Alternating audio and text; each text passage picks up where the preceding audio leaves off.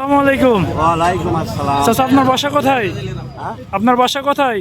আমার বাসা একটা শহরে আড়পাড়া নদীপাড়ায়, আর একটা গ্রামের বাড়ি ৮ নম্বর মালিয়াট ইউনিয়ন বেথলি, কালীগঞ্জ থানায় আর কি। কালীগঞ্জ থানায়। আচ্ছা, ঝিনাইদহ ৪ আসনে এমপি হিসাবে কাকে দেখতে চাচ্ছেন? এমপি হিসাবে সাধারণ মানুষ, খেটে খাওয়া মানুষ, শ্রমিক, জনতা, কৃষক সব মিলিয়ে আমরা দেখতে চাচ্ছি রাশেদ খানকে এমপি। ধন্যবাদ। এবং আমার স্থানীয় নেতা হামিদ ভাই সহযোগিতা নিয়েই আমরা সুন্দরভাবে তাকে সাথে নিয়ে, আর যারা আছে নেতাকর্মী সবাই মিলে আমরা রাশেদ খানকে এমপি দেখতে চাচ্ছি। আসসালামু আলাইকুম। ওয়ালাইকুম আসসালাম। চাচা, আপনার বাসা কোথায়? আমার বাসা কালীগঞ্জ ১২ বাজার। কালীগঞ্জ ১২ বাজার। আচ্ছা, ঝিনাইদহ ৪ আসনে এমপি হিসাবে কাকে দেখতে চাচ্ছেন? আমরা এমপি হিসেবে সে ধানের শীষকে দেখতে চাই।